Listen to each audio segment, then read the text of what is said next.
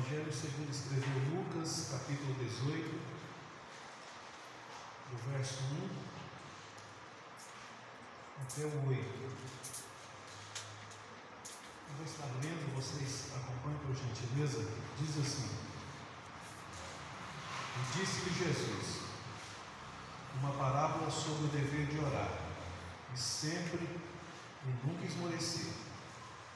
Havia uma certa cidade, um juiz que não temia a Deus e nem respeitava homem algum. Havia também naquela cidade uma viúva que vinha ter com ele, dizendo: Julga a minha causa contra o meu adversário. Ele por algum tempo não quis atender, mas depois disse consigo: Bem que eu não temo a Deus e nem respeito homem algum. Todavia, como está esta viúva me importuna, julgarei sua causa para não suceder que por fim venha molestar-me. Então disse o Senhor: Considerai o que diz este juiz iníquo. Não fará Deus justiça aos seus escolhidos, a que ele clama de dia e noite, embora pareça demorar em defendê-los? Digo-vos que depressa lhes fará justiça.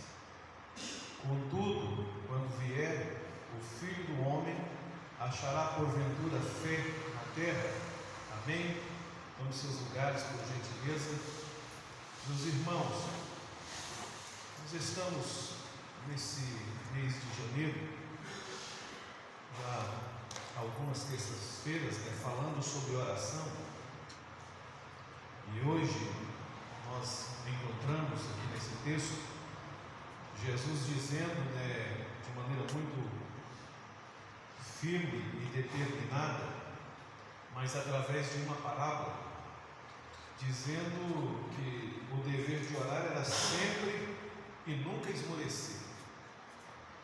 E aí nós podemos observar que o empenho constante de Jesus era levar os seus seguidores a reconhecerem a necessidade de estarem continuamente em oração, para cumprirem a vontade de Deus.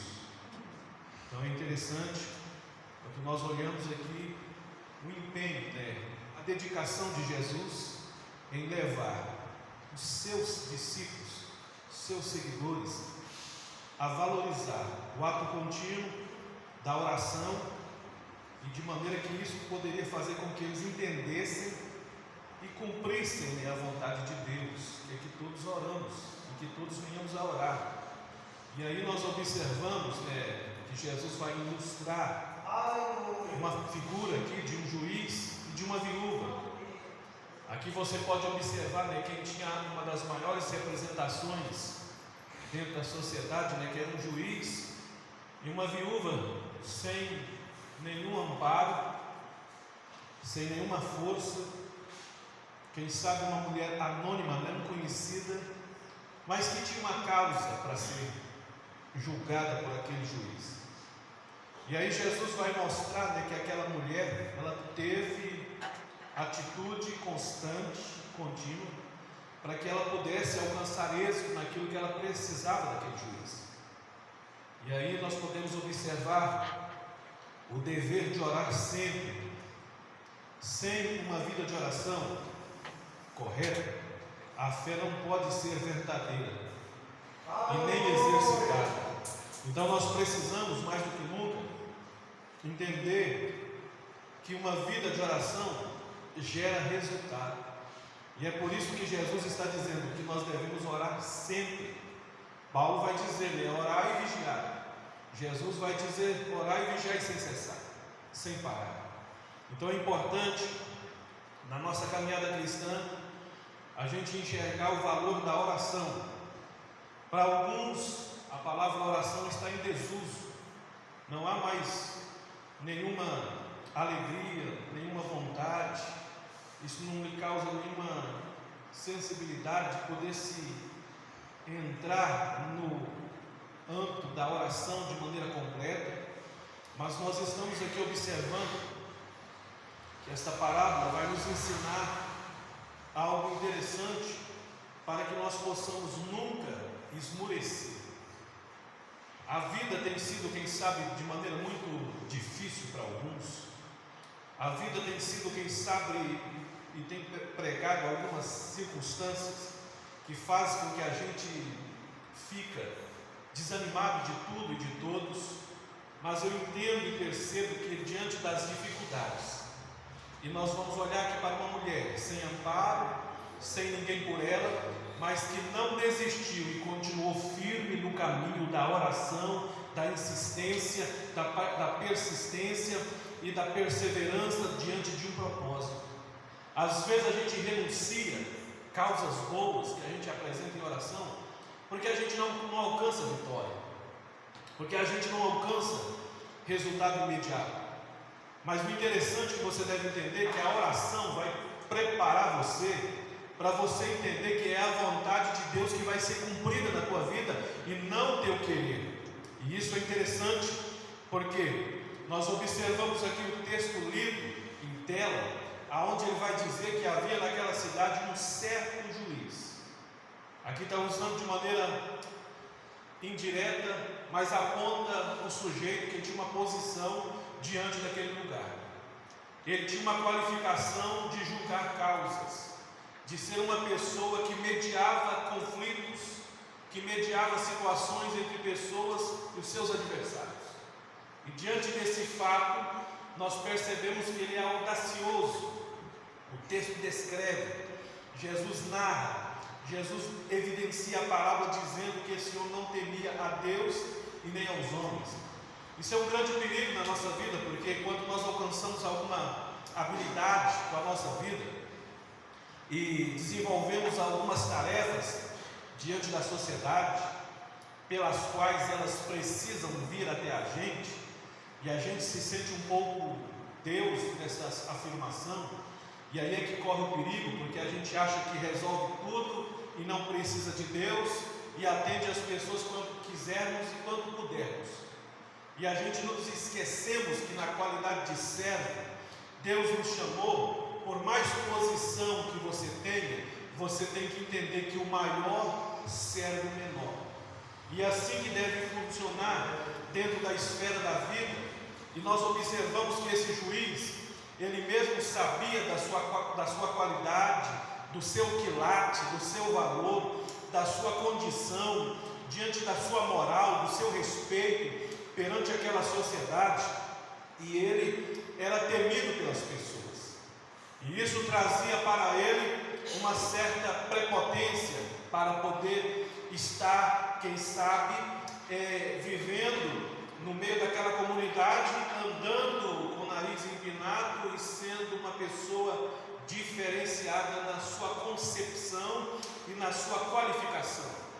Mas eu entendo aqui que nós estamos diante de um texto que nós precisamos refletir, que não importa os valores que a sociedade prega, nós acreditamos num Deus que é reto, num Deus que é justo, num Deus que é verdadeiro e num Deus que não se deixa ser influenciado pelas circunstâncias e nem tampouco pela habilidade das pessoas. É um Deus que nós cremos e pregamos, um Deus justo e verdadeiro que está no controle de todas as coisas.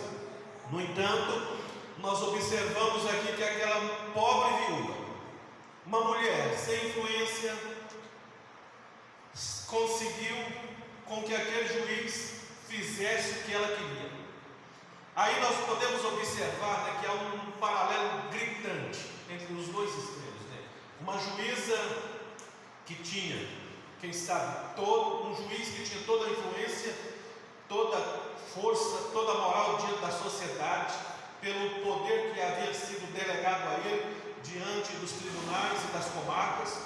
E nós observamos aqui uma mulher viúva, desamparada, sem influência, mas que com insistência conseguiu resolver a sua causa por uma razão. Por quê? Porque nós entendemos que ela insistiu.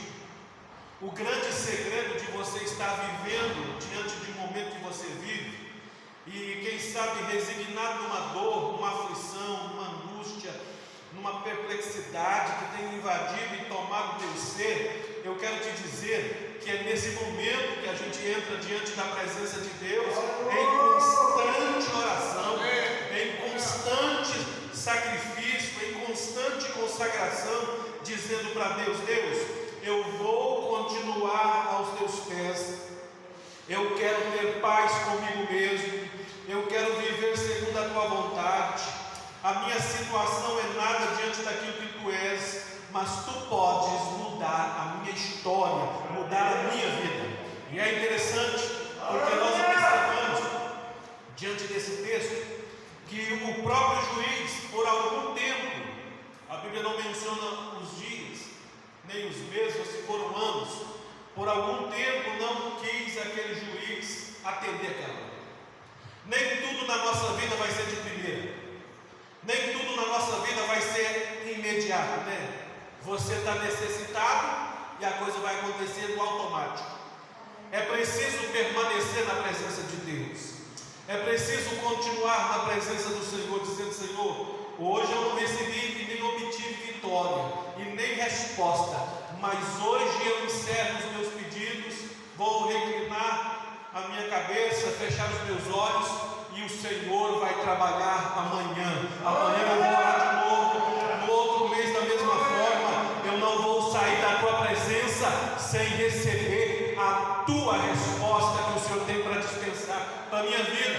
Então, é interessante, quando nós observamos aqui, aquela mulher, ela soube lidar com essa frustração. Quantos de nós não conseguimos lidar com a frustração? Porque não recebemos a cura hoje, porque Deus não respondeu aquele pedido de oração que você queria hoje, Deus não levantou tal profeta para colocar a mão na tua cabeça e dizer: minha serva, meu servo, eis que falo contigo, e assim a gente já se sente tranquilo, sai daquele lugar sossegado, em paz. E Jesus não usou ninguém, e a gente precisa lidar com os nãos que Deus nos dá. A gente precisa entender que nem tudo está perdido, mas a gente tem que continuar na nossa caminhada, a gente tem que continuar na nossa jornada de insistência, de perseverança. Sabe por quê? Porque nós entendemos que esse Deus se agrada de pessoas que continuam no propósito. A luta está grande, as dificuldades estão enormes, mas você está ali aos pés de Jesus, dizendo: Senhor, estou aqui, se o Senhor quiser me abençoar, serei abençoado, se não, só de estar aqui aos teus pés, eu já me sinto em paz, tranquilo e com o coração agradecido, porque o Senhor tem me outorgado vida, saúde e tem me abençoado de maneira tal qual eu não posso de maneira nenhuma reclamar. Eu tenho que só bem dizer a minha alma ao Senhor, e tudo que existe em mim vai dizer: bendito seja o nome do Senhor. E é interessante, quando nós olhamos aqui, que o juiz vai dizer para aquela mulher, né?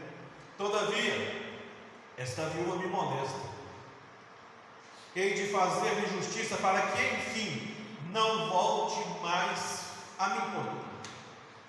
Aqui o juiz se sentiu constrangido, aqui o juiz se sentiu molestado, né? Importunado.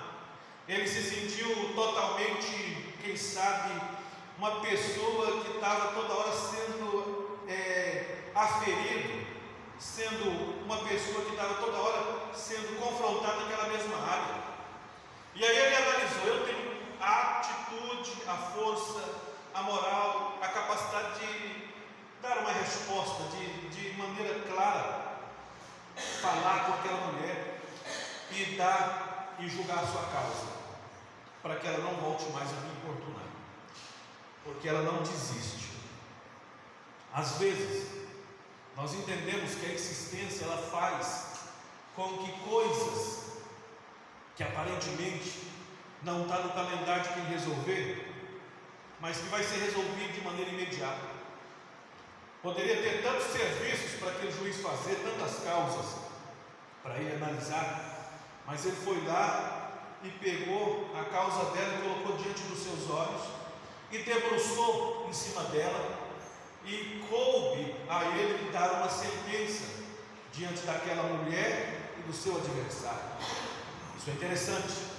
A insistência faz com que o que não está no plano do acontecer vai acontecer de maneira que quando Deus pegar para resolver, é na hora, não é para depois nem para amanhã, é de maneira porque insistiu muito na presença de Deus. A gente precisa entender que hoje não obteve resposta, mas amanhã eu vou continuar e Deus vai entender que eu não estou importunando. Eu estou, quem sabe, entendendo que eu vou continuar no propósito.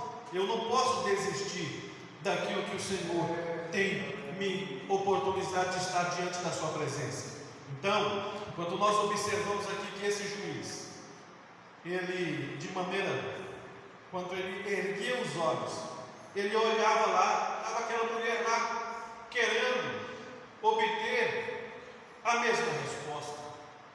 E ali nós podemos observar, né, que os olhos humanos contemplavam uma mulher numa posição de pedido.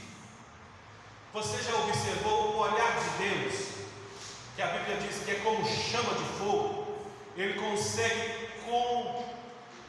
de maneira muito clara, contemplar os bons e os maus. Deus consegue enxergar você, que muitas das vezes você não vai precisar se justificar para Deus, porque Ele sabe quem é você, porque Ele sabe que você é bom e que você é uma pessoa que teme a Ele. Então, é importante você entender que você deve continuar constantemente na presença do Senhor, de maneira que Ele vai erguer os olhos e vai ver. Ele vai ver você naquela posição. Não é assim que aconteceu com Daniel. A Bíblia diz que ele foi orar e Deus mandou a resposta imediata. Mas no tempo que Daniel ficou em oração foi 21 dias. E no tempo que Deus mandou a resposta foi imediata. Mas aconteceu uma batalha espiritual no percurso, do caminho entre Daniel e o céu, que a Bíblia narra que teve que Deus mandar um anjo poderoso para poder trazer a resposta, que era Miguel, o arcanjo do Senhor, que teve que enfrentar a espada, as hostes infernais. E é nesse modelo que nós observamos que Daniel continuou no mesmo lugar, na oração, na presença de Deus. Quantas pessoas conseguem entender que ele faz uma campanha para Deus de oração de 21 dias, mas dado o 10º dia, no 15 dias, no 5 dias, ele não vê nada acontecendo, sai do lugar e vai fazer outra coisa, e o anjo chega lá e não está no mesmo lugar, lá na oração. E eu quero te dizer, Daniel continuou no lugar, na presença do Senhor em oração, e o anjo do Senhor chegou para ele: Daniel, homem muito amado, o Senhor te ouviu no primeiro dia da sua oração, e eu estou aqui para te trazer as novas que vão acontecer. Isso é interessante porque ele continuou no mesmo lugar, ele não saiu da presença de Deus. E eu quero te dizer nessa oportunidade, ainda que as pessoas vão zombar de você, ainda que as pessoas vão dizer alguma coisa aí, que nem bobo ali naquela posição, naquela oração, ele não vai resolver nada, ele continua ali. Eu quero dizer, digam o que quiserem dizer, mas continue dizendo: entre mim e Deus ninguém dá palpite, porque somente eu e Ele, e a minha intimidade, a minha comunhão com Deus, ninguém vai abalar, porque eu tenho certeza que eu creio num Deus que tem resposta para aqueles que permanecem na presença dEle. Então, nesta oportunidade, é interessante quando nós observamos o texto sagrado, que nos ensina que aquele juiz, que era um homem mau, e o próprio Jesus vai dizer dele, dizendo: e disse o Senhor, ouvi o que diz o injusto juiz. Isso é interessante, né? Aquele juiz era também analisado por Cristo, que é o idealizador da palavra, dizendo que ele era um homem injusto. Você sabe o que é fazer negócio com pessoa injusta? É você comprar uma coisa e ela não ser boa. É você confiar em alguém que te dá algo errado. É você dar uma nota de 100 e ele tem que te voltar a troco, ele te volta errado. Uma pessoa injusta. E as pessoas injustas não precisam ser pessoas pobres, na nossa visão, pessoas carentes. podem ser também pessoas que têm boa remuneração, podem ser pessoas que têm posição e são pessoas injustas, mas a Bíblia diz que Deus é justo e fiel e verdadeiro, e com Ele não tem mentira, não tem algo errado. Então é importante você entender e continuar no certo, porque aquela mulher sendo pobre, sendo uma mulher desfavorecida da vida, ela continuou no lugar certo, na presença de Deus, fazendo a vontade do Senhor e suplicando para Deus ter misericórdia e usasse aquele nome para atender e julgar a causa dela. Então, nós percebemos que se esse juiz pode no final atender o pedido de uma suplicante, porque ele não tinha nenhum interesse, acaso, e aí você pode observar, não ouvirá Deus a oração repetida de alguém que Ele ama com um amor profundo e permanente? Isso é interessante, porque isso me ensina que, ao observar isso no texto, eu entendo a oração repetida de alguém que Ele ama. Você é uma pessoa que Deus ama. Não tenha medo de repetir as suas orações, não tenha vergonha de repetir as suas orações. Continua orando de maneira repetida, se for preciso.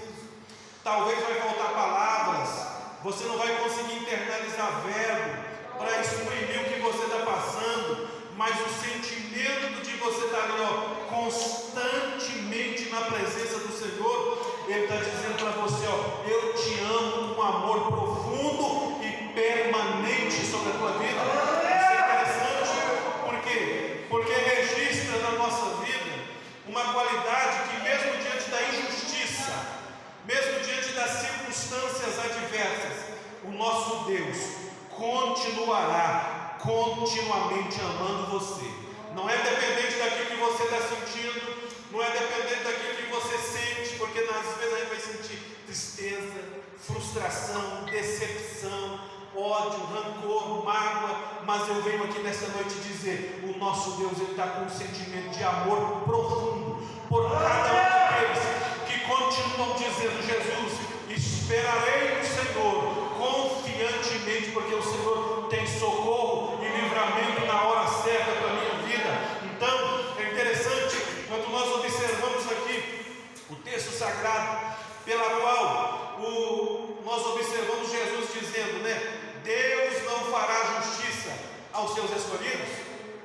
Isso é interessante, Às vezes a gente fica olhando assim, como é que o mal triunfa, Como é que as coisas erradas dão certo e ficam parecendo que é verdade, e a nossa verdade se torna mentira diante dos olhos nossos. Parece que o próprio tem cegado o entendimento de muitos. Mas eu venho aqui nesta noite despertar uma igreja que entende que não é diante das injustiças que tem triunfado, não é diante de um sistema que tem dominado, que tem cegado o entendimento de muitos, mas é diante da justiça de Deus. E nós estamos diante de uma sociedade perversa, uma sociedade que é injusta, mas a Bíblia vai dizer, Jesus vai falar lá no Monte das Oliveiras, no Sermão da Montanha, nas bem-aventuranças, dizendo, bem-aventurados sois vós, que tem sede e fome de justiça. Meu irmão, não concorde, não aceite que as injustiças sejam coisas a serem aceitadas, porque não tem ninguém para poder defendê-las. Seja você um justo, dizer, Deus, eu tenho sede, ainda que eu não vou sair brigando com ninguém, não vou sair tweetando, não vou sair colocando no Facebook a minha indignação, no Instagram, porque muitas das vezes isso não leva a nada, mas o meu coração, antes de ter rede social, antes de ter Instagram, antes de ter coisas assim, eu sou justo diante de Deus, eu gosto da justiça, eu gosto daquilo que é certo, daquilo que Deus ama, e isso está no meu coração. Não precisa estar numa tela de televisão, numa tela de computador, num celular, num aparelho smartphone, precisa estar no meu coração a justiça de Deus. E essa justiça, ela é evidenciada porque a Bíblia vai dizer, Cristo está dizendo, Deus não fará justiça aos seus escolhidos. É uma pergunta com tom de exclamação, dizendo que nós devemos confiar que Deus é justo. Nós temos bem observado que as verdades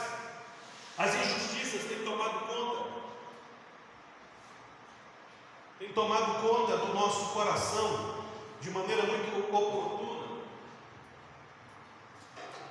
por uma razão, para que nós possamos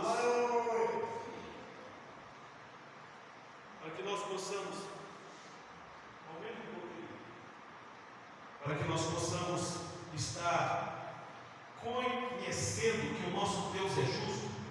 E diante desse fato, nós precisamos enxergar uma coisa, né? Que nós não somos guiados por televisão, nós não somos justificados por reportagens, por séries, por tantas outras coisas. Nós somos justificados por Deus. Ele sabe quem é justo. Aleluia. E a Bíblia vai dizer, e Jesus está dizendo, que Ele vai separar o justo do injusto, Ele vai separar a ovelha do bode, Ele vai separar o trigo do joio. Então nós precisamos entender uma coisa, né? Deus, ninguém engana Ele. Tanto é verdade que Paulo vai dizer em Gálatas, né? Deus não se deixa escarnecer. Tudo que o homem plantar, ele vai colher, ele vai ceifar.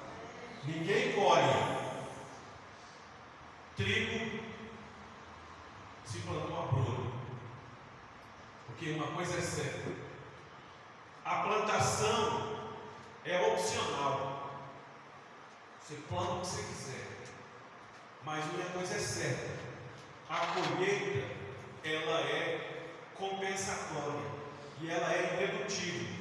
Tudo que o homem plantar, ele vai ceifar. Então é importante nós entendermos que o nosso Deus, Ele não é injusto, como era esse juiz. Ele é verdadeiro, Ele é santo. Às vezes você tem esperado aí muitos anos para ser justificado em alguma coisa que você não cometeu, de alguma acusação que até mesmo a sua família duvida de você. Mas uma coisa é certa: só Deus pode justificar uma vida diante da presença dele. Porque as pessoas, elas percebam, entendam uma coisa interessante. Aquela mulher, ela obteve resposta, essa viúva, por uma razão. Porque ela clama a Deus, como está escrito aqui na Bíblia, a Ele, que é Deus, dia e noite. E aí o que isso quer me ensinar? Que ela continuou a orar. Ela não permaneceu, mas porque não é hora, porque não é dia. E a gente leva a vida como se fosse uma questão de horas, né? Eu tenho hora para fazer isso, hora para fazer aquilo. E aí está entendendo que quem está numa situação de desespero, ele não sabe discernir o que é dia, o que é noite. Ele não sabe entender que é uma angústia na alma, né? Um sofrimento constante no coração, que ele está dizendo: está doendo hoje de dia, a dor vem de noite, a luta vem constantemente, ela não para. Mas é importante você entender que diante desta batalha, você está dizendo: em constante oração eu vou continuar na presença de Deus. E é interessante quando nós observamos o texto, que ainda que tardio para eles, uma alusão que Jesus está dizendo aqui: tardio, porque demorou. A gente não gosta das coisas que demoram. A gente não gosta daquilo que é demorado na nossa vida, né? Você perceba que até mesmo entre os relacionamentos há uma certa desconfiança quando alguém demora, né, a buscar um ao outro, já vem reclamando. Você é assim. Você marca com alguém: vou te pegar tal hora, você aparece lá 2 horas depois. Essa pessoa vai estar com a cara boa para você. Não é verdade? Porque ela está impaciente, ela está desesperada para que aquela situação aconteça no horário. E aí nós observamos que nós somos assim com as coisas de Deus. Ele está demorando chegar, ele está tardando. Alguém já disse, né, um ditado, e fala assim: Deus tarda, mas não falha. Mas aí, será que é nós que achamos que Deus tarda? Nós julgamos a vontade, o querer de Deus para a nossa vida? Imagino que podemos julgar, mas eu quero te dizer: Deus nunca tardou na tua vida, Ele vem na hora certa, Ele trabalha na hora certa, Ele está demorando por uma questão para trabalhar o teu caráter. Embora nós podemos observar que esse juiz, tenha demorado por causa da sua indiferença, pelo seu egoísmo. Deus às vezes demora devido a um propósito consciente. Dependendo do que é pedido, se a pessoa tem fé ou não, Ele vem na hora certa para fazer aquilo que Ele vai fazer na vida de tal pessoa. Então, nesta oportunidade, que nós possamos dizer: Senhor, me dá condição, me dá sabedoria para compreender o tempo da Tua vontade na minha vida. Eu preciso não me desesperar, eu não preciso ficar frustrado, porque eu não quero viver dessa constante queda de braço. Minha vontade é a Sua, eu quero estar debaixo da Tua vontade, do Teu querer e no centro da Sua vontade. Então, é interessante quando nós possamos entender constantemente que o nosso Deus, Ele está continuamente na hora certa da sua vida. Isso é interessante.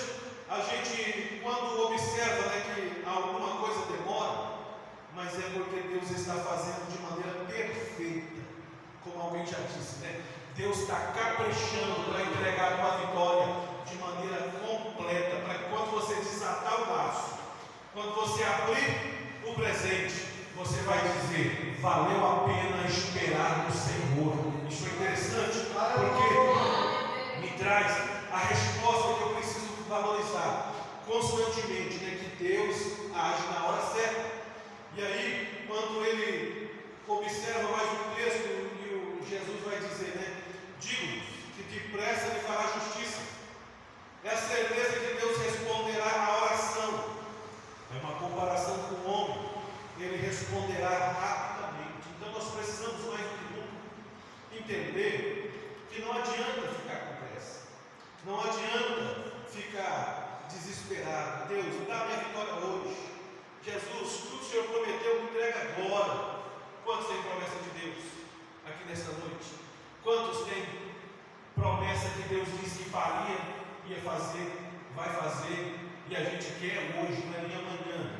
Mas eu venho aqui nesta noite como profeta de Deus dizer: tudo que Deus prometeu, no tempo certo, na hora certa, vai chegar. Os anos não vão consumir a sua vida. Você não vai morrer sem ver as promessas de Deus. Você vai contemplar, vai enxergar com seus olhos que a vitória que Deus entregou para você veio na hora certa, de maneira gloriosa. Então, nesta oportunidade, compreenda os valores eternos do nosso bom Deus, porque Ele se faz presente aqui nesta noite. Ele está nos dando uma palavra de condição de entender que nós devemos orar constantemente, que nós devemos permanecer constantemente na presença do Senhor, que nós não devemos nos esmorecer, que nós não devemos desistir daquilo que Deus colocou no nosso coração. Nós devemos batalhar, nós devemos lutar por aquilo que Deus tem colocado nas nossas mãos. Quantas pessoas têm entregado o ministério? Quantas pessoas têm desistido da sua família? Têm entregado o seu lar? Deus dará, que não tem mais vontade de viver, está desanimado, está frustrado, não consegue de maneira nenhuma ver uma perspectiva, e o trem está funilando, está apertando. Mas eu quero te dizer, nesse gargalo, você vai entrar no centro da vontade de Deus para a tua vida. Sabe por quê? Porque quando as coisas se arrocham, quando as coisas estão mais difíceis, é nesse momento que a gente vai enxergar: existe um Deus no céu. Ele está me dizendo, está me convidando, está me dando a oportunidade para me orar. Quantas vezes a gente desanima da vida, a gente percebe que não há mais condição das coisas irem adiante, porque nós determinamos o nosso fracasso. Nós olhamos para as nossas vitórias e não conseguimos de maneira nenhuma enxergar a nossa vitória. Não é assim? Vocês lembram da parábola do rico insensato? Que Jesus disse que aquele homem ficou bastante rico naquele ano, porque plantou muito, colheu. Os celeiros não comportavam, ele derrubou eles, derribou, aumentou, ampliou, fez outros maiores e comportou toda a sua colheita debaixo daqueles celeiros. E sentado numa rede, ele disse: alma minha, folga, porque tem abundância. Na prosperidade, ele conseguiu ver o fracasso. Ele conseguiu apenas trabalhar em prol do seu corpo, da sua boca. do seu ventre. Quantos estão trabalhando preocupados apenas com encher a barriga? Quantos estão trabalhando apenas em dizer, se eu tenho isso aqui, se eu aposentar com salário, depois eu estou tranquilo, aí eu não vou morrer de fome? Quantos estão pensando assim? E Deus está dizendo, ó, louco, a aposentadoria talvez nem vai chegar, e o que você tem preparado para amanhã? Qual será o destino da tua alma? Hoje, se você não enxergar que Deus tem a justiça dentro da tua vida, e você pode trabalhar, pode encher o dinheiro, mas você vai dizer, eu tenho, mas eu ainda vou fazer muito para Deus, porque Deus tem me abençoado, eu vou abençoar as pessoas, eu vou ajudar os pobres, eu vou estender a mão, a minha vida vai ser o resultado, eu não vou levar tudo que tenho, porque ainda vai ficar pessoas brigando por aquilo que eu trabalhei, e eu quero entender que eu, ao fechar os meus olhos, ao morrer, eu tenho uma certeza maior que eu tenho um encontro com o Criador da minha alma, com o Criador da minha vida, e Ele está de braços abertos para me receber, porque eu tenho me preparado para isso, eu tenho me posicionado para esse tempo, eu tenho que entender que não é só de trabalho que eu vivo, não é só de ganhar dinheiro, eu tenho que entender que eu tenho uma alma para purificar e santificar na presença do Senhor, e eu tenho que me apresentar a Deus em oração de maneira constante. Sabe por quê? Porque Deus vai responder a oração, porque em comparação com o homem Ele responderá rapidamente, porque Deus é maior do que a ação de um juiz. Então nesta noite é uma noite de você entender que Jesus está dizendo, ó, digo-vos depressa que Deus lhes fará justiça.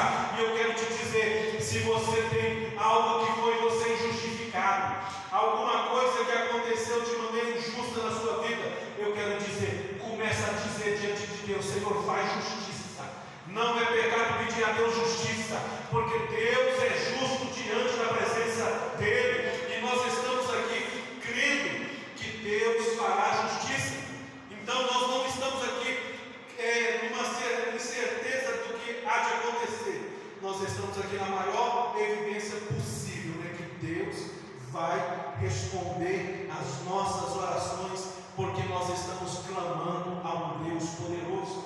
Isso é interessante, para a gente finalizar. O último verso que Jesus disse, Ele vai dizer assim, quando vier o Filho do Homem, achará porventura fé na terra?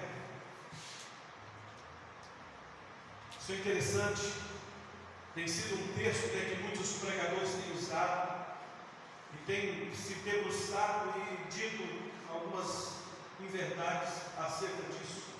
Mas o que me chama a atenção é que, considerando que a igreja foi tirada do mundo, a igreja é eu e você, fomos tirados do mundo, e a gente sabe o que a gente fazia, né? A gente sabe o que a gente estava inserido, o que a gente era no mundo. Alguns eram bêbados, era beberrão, alcoólatra, né? Outros eram dependente químico, outros viviam na prostituição, outros não conseguiam largar da mentira, e assim são as obras da carne, né? Quem sabe tinha pessoa que tinha inveja, tantas outras coisas que são prejudiciais ao homem. Mas nós observamos aqui que, como igreja, nós fomos tirados do mundo para sermos igreja. E aí, como igreja, nós observamos dentro desse propósito que nós devemos entender que nós fomos tirados para fazer a diferença. Observa bem, nós estamos vivendo dias em que tem pessoas que dizem que é igreja e não vem para a igreja. Mas aí a Bíblia não está dizendo que você é igreja, você é templo do Espírito. E sendo templo, você precisa vir à igreja, porque a igreja é todos nós somos membros da igreja. E sendo membro da igreja, nós temos o quê? A nossa utilidade no corpo. A cabeça está no céu, que é Cristo, mas do pescoço para baixo, nós somos alguma coisa desse corpo. E esse corpo só é perfeito porque tem Jesus como cabeça. E ali a gente deve obedecer a palavra do Senhor. E aí, dentro dessa questão, nós observamos que, como corpo de Cristo, eu não posso me dizer que vou ser como um pé, vou tirar meu pé e vou dizer, ó, o pé não vive sem o corpo. Vocês já fizeram essa experiência? Claro que não, né? Ninguém errou de passar o serrote ou a faca no pé ou na mão, para ficar aí defeituoso. Porque naturalmente o seu corpo sem o pé vai sobreviver, mas o pé sem o corpo não vai sobreviver. Não é uma verdade? Então a gente precisa entender que a igreja continua. Por quê? Ah, pastor, mas saiu muita gente. Até os que se acham ser cabeça, mas não são cabeça de Jesus. Os que saíram estão mortos, porque não são mais ligados no corpo que transmite vida e a vida que vem de Cristo. Isso é importante. A igreja sobrevive sem alguns membros, mas os membros não sobrevivem sem a igreja, estão morrendo. Alguns cheiram mal, estão com cheiro de putrificação. Você já viu aquele crente que sai da igreja, a conversa dele é ruim, é falar mal de todo mundo, dos irmãos, do pastor, da igreja, e ele se acha um pão? É porque ele não está ligado no mesmo corpo, ele não sente a mesma dor, ele não sente a mesma alegria, o mesmo sentimento, a mesma paz, porque ele está desligado. Mas eu venho aqui nesta noite entender que na sala, aonde faz cirurgia para remoção de corpo, quando se coloca de maneira ou um corpo de uma pessoa ali numa mesa de cirurgia que é cortado um pedaço de um pé, de um braço ou de uma mão, coloca num lugar que é, traduzindo, que é o lixo, não tem mais utilidade. Será que Deus tem balançado a figueira, tem colocado, passado o bisturi em muitos crentes, porque tem se achado que são a igreja e na verdade não são templo do Espírito, que precisam vir à igreja para receber vida, comida, disposição para servir ao Senhor? Isso é interessante. Por quê? Porque nós sabemos que nós trabalhamos 8 horas por dia e nós vamos para a nossa casa, lá nós fazemos o que? Alimentamos, dormimos, descansamos, recompensamos a vida. Voltamos para o outro dia com a mesma disposição, porque voltamos revigorado. Assim somos nós, não é verdade? Muitos de vocês, quem sabe, estavam aqui há 2 meses atrás, num culto de terça-feira. Às vezes eu tenho todas as palavras anotadas e os dias, mas se eu perguntar qual dia e o que foi falado, muitos de vocês não vão lembrar. E aí vão pensar, pastor, mas eu sou muito mais presta para guardar aquilo que é pregar. Mas é verdade uma coisa que nós possamos observar. Muitos de nós também não lembramos o que comemos há 2 meses atrás. Se comemos arroz com feijão, um frango, um carne de bife, não importa.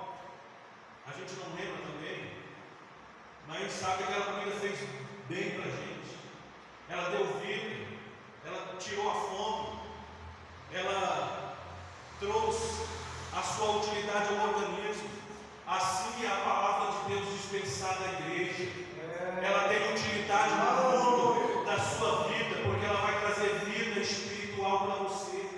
Mas existem muitos crentes que estão mortos espirituais, estão anêmicos, estão totalmente passando por uma dificuldade no sentido espiritual e não conseguem ter disposição porque estão no hospital. Porque quando uma pessoa está precisando de alimentar, ela está no hospital, ela não consegue mais alimentar, ela está definhando.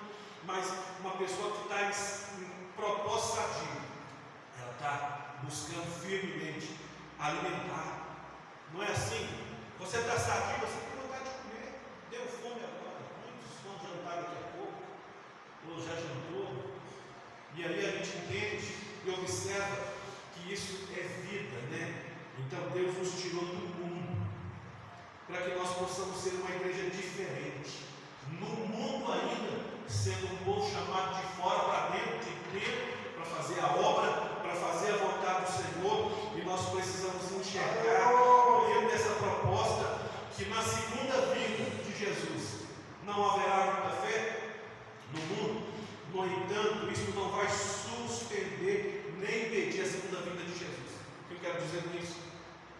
Muitas pessoas não estão com fé que Jesus vai voltar.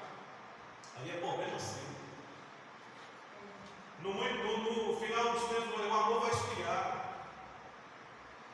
daí? Mas você é essa pessoa que está esfriando? A fé é o que? É a certeza daquilo que não se vê, é a prova daquilo que não se tem condição de pegar. E aí, porque as pessoas estão frias, estão esfriando, e aí eu vou ter que me colocar junto com elas. Pelo contrário, é que você vai dizer: se está esfriando, eu estou aquecendo. Se está esfriando, eu sou que nem fogo santo de Deus. Eu despeço na parede de fogo, porque eu não vou me esfriar. E ali nós observamos que muitas pessoas não estão nem aí, né? Estão preocupadas com a sua vida. O que vai comprar, o que vai ganhar, o que vai ser. E a volta de Jesus está aí, às portas. Mas independente das pessoas não terem fé, eu quero dizer, nada vai suspender, nem impedir a volta de Jesus para buscar uma igreja que tem zelo e que faz boas obras diante da presença do Senhor. E aí é que nós entramos, que nós precisamos mais do que nunca estar pronto, preparado, fazendo a vontade do Senhor, porque na hora que Ele vier, nós não vamos ser pegos de surpresa. Porque muitos vão ficar sem saber o que está acontecendo. Muitos crentes vão ficar perturbados, mas eu não fui. Por quê? Porque eles não tiveram fé, mas eles se deixaram ser levados. Eles não valorizaram a fé no Filho de Deus. E nós precisamos, mais do que nunca, entender que a volta de Jesus vai acontecer independente da pessoa não acreditar, independente da pessoa não querer mudar, independente da pessoa eu vou comer mudar quando eu ficar mais velho. Aí eu conserto igrejas, aí eu conserto a minha frequência na igreja, porque eu estava velhinho, eu estava no trabalho, aí não fica mais nada na vida, aí acha que vai ser um crente melhor. E aí Deus está mandando dizer, né? Eclesiastes 12: lembra-te do teu Criador nos dias da tua mocidade, antes que venham anos nos quais venha dizer: não tenho neles contentamento. Isso é triste, né? E é lamentável, né? Nós estamos vivendo isso, né? Nós observamos que existem pessoas que já estão de idade, que viajam de ônibus daqui para Minas Gerais, Bahia, Pernambuco, e enfrenta isso tudo, vai receber e fica antes aqui na igreja, mas está vivo. Na Morada do Sol tinha um senhor, o nome dele era difícil, né? Talvez se você lesse, você não dava para entender. Chamava Florisberto Marcelino. Ele era um senhor baixinho, rapaz. Ele chorava quando ele vivia na casa dele, porque ele dava mais para a igreja. E de vez em quando ele assustava lá com a bengala, assim, que a mulher dele do lado abraçando, e chegava na igreja. Mas ele não esmorecia. Dizia: pastor, eu tive o prazer, depois de ser aposentado, estar todos os dias no seu coração. Eu abri a igreja, eu vinha para a casa do Senhor. Hoje eu não consigo nem ficar em pé, porque eu tenho mal de Parkinson. Morreu no ano passado. Temente a Deus, um problema na cabeça, ganhava um salário. A mulher, a professora, ganhava 3 vezes mais do que ele. E ele nunca deixou de pagar o dízimo, porque a mente dele nunca caminhou para as coisas de Deus. Uma pessoa de idade, temente a Deus. E muitas das vezes nós observamos pessoas novas, né? Com moleza, com preguiça, com resistência, com tanta coisa. Eu tenho que fazer isso, aquilo, eu tenho que casar, eu tenho que estudar, eu tenho que trabalhar, eu estou tão cansado, eu estou tão isso, tão aquilo. Eu quero dizer, larga de ser mole e olha para Jesus e vença na vida servindo a Deus, servindo a Deus com alegria, porque servir a Deus não é um prejuízo, é um privilégio, né? O Salmo 100 diz: celebrai com júbilo todos os moradores da terra, servir ao Senhor com alegria, saber que Ele é o nosso Deus, que nós somos ovelhas do seu pasto, foi Ele que nos fez, e dentro dessa temática nós devemos entender: Ele é bom e a sua misericórdia dura para sempre. Então eu quero dizer, não importa os anos, não negue a Jesus, continua firme, continua servindo ao Senhor. Se é na velhice, se você é uma criança ainda que ninguém acredita em você, mas diga: eu sou servo do Deus Altíssimo, do Deus Poderoso, daquele que é, eu não vou desistir dele por nada, porque eu vou ter fé nele, ainda que ele me mate, nele eu vou esperar. Declaração do patriarca Jó, vivendo uma situação totalmente adversa, mas tendo a certeza: meu Redentor vive, eu vou esperar nele, ele vai levantar, a minha confiança é grande no Senhor. Então nesta noite creia, Deus está aqui nesta noite, e Ele nos leva a uma palavra de meditação, para a qual nós existimos a enxergar que nós nunca devemos esmorecer, sempre acreditar e no dever de orar. Isso quer dizer que você não tem direito de dizer: eu não gosto de orar, não é meu ministério, eu não gosto de ciclo de oração, eu não gosto de orar, eu fico com resistência a isso. Meu irmão, Jesus não perguntou para você se você gosta, se você não dá conta, mas Ele te mandou dizer a você: ore em todo o tempo, porque você vai ser um crente melhor. Porque se eu orar, a minha vida vai mudar, a minha família vai melhorar. E existe uma frase que é plantada no nosso ministério desde quando a Igreja Fama não tinha nem 40 congregação lá na nossa igreja, lá na Vila Paraíso, lá colocado assim, não é na galeria, a oração muda as coisas, mas antes de tudo, muda as pessoas. Você crê no poder da oração? Você crê no valor da oração? A oração vai mudar aquilo que está difícil na sua casa. Às vezes você não tem moral para falar com os filhos, às vezes você não tem moral para falar com a esposa, às vezes você não tem condição de falar nada para o vizinho, mas muda você orando com Deus sozinho, calado, sem gritar, sem levantar a voz com as pessoas, e elas vão ver que existe mudança maior que Jesus faz na nossa vida no particular, que as pessoas vão ver que a oração tem poder para mudar. Isso é importante, porque nós devemos entender que esse ano é um ano de nós ajustarmos o que precisa ser ajustado, para que Deus possa fazer por nós aquilo que nós não damos conta de